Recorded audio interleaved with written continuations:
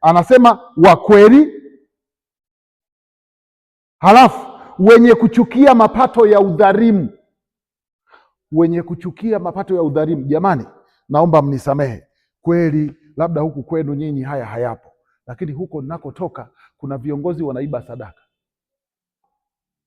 Nimeshawahi kuona mama amevaa, mnaita mitandio ile, wa mama mnaweka mabegani hapa, amevaa kamtandio hapa, muda wa sadaka, kale kamtandio ameenda kwenye kikapu, akafanya hivi, kamtandio kakafunika kikapu, badala ya kuweka sadaka akachukua kabisa.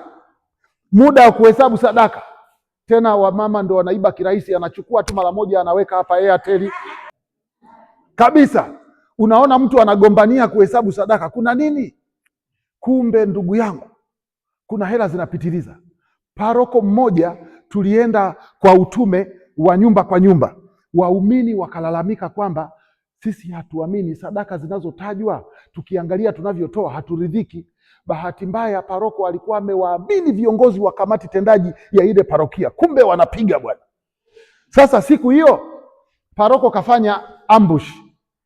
Alivyomaliza tu misa, kaenda sakristia, akarudi pale, akawaambia embu leo msihesabu sadaka, kuna kazi nataka niwape mnisaidie, hizi mtakuja kuhesabu Jumatatu. Viongozi wanajua kila Jumapili wanatokaga na cha kwao, na hata kama madukani huko wanachukua vitu, wanajua Jumapili wanarudisha. Padri, wacha tuhesabu haraka haraka. Padri akasema leo ziacheni, watumishi bebeni, pelekeni kule ofisini kwangu. Watumishi wakabeba ofisini kwa paroko. Paroko kakaa kuhesabu mwenyewe sadaka mara 3 ya ile inayotangazwa. Paroko akafanya mchezo fulani, kachukua ile hela kila Jumapili anaihesabu, halafu anaivuruga vuruga, anawarudishia wahesabu, anafunga masanduku. Wakihesabu, hesabu inakuja tofauti na ile.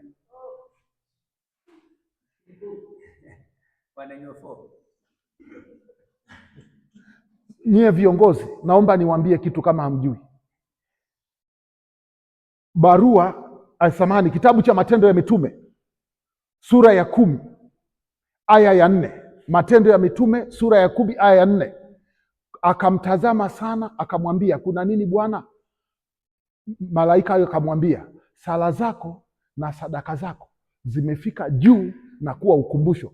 Malaika anamwambia Kornelio, sala zako na sadaka zako zimefika juu na kuwa ukumbusho. Kazi ya hizi sadaka tunazotoa Jumapili, kazi yake ni kumkumbusha Mungu juu ya matatizo yetu. Wakati napeleka pale nyumbani, kuna mtoto ana kifafa, nikasema Mungu, naomba umponye yule kifafa. Wewe mlei ukichukua hela ile ukala, unakula kifafa nilichoweka pale. Halafu ukienda kupiga ramli unasema yule ameniroga. Mimi sijakuroga, mimi nilipeleka sadaka iliyobeba mtoto mwenye kifafa. Kifafa kimeingia nyumbani kwako kwa sababu wewe umechukua sadaka ya muumini anayeombea kifafa cha mwanae. Shike jirani yako mkono, mwambie angalia usije ukala kifafa cha watu.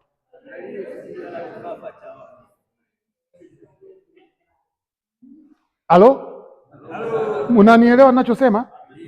Matendo 10:4. Unaweza ukaanza aya ya kwanza mpaka ya 6 ukaelewa vizuri. Ndugu yangu, naomba unisikilize tena. Ninapeleka sadaka, watoto wangu pale nyumbani hawaoi, hawaolewi.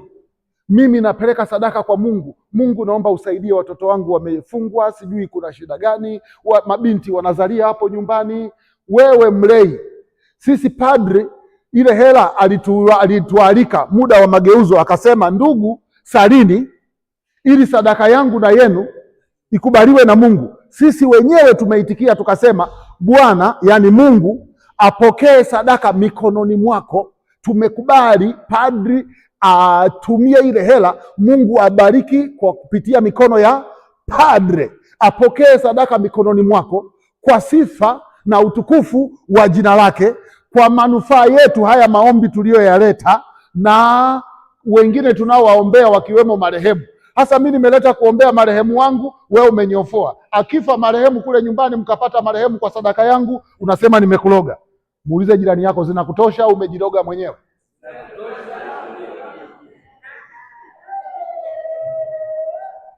Naongea na viongozi, sio?